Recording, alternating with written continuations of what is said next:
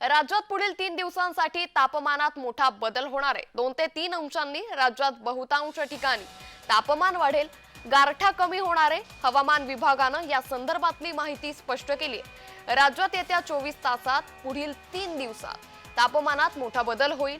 महाराष्ट्रात येत्या 3 दिवसात 2 ते 3 अंशांनी राज्यात बहुतांश ठिकाणी तापमान वाढेल। त्यानंतर त्यापुढील 2 दिवस तापमानात फारसा बदल होणार नाही, असं हवामान विभागानं स्पष्ट केलंय।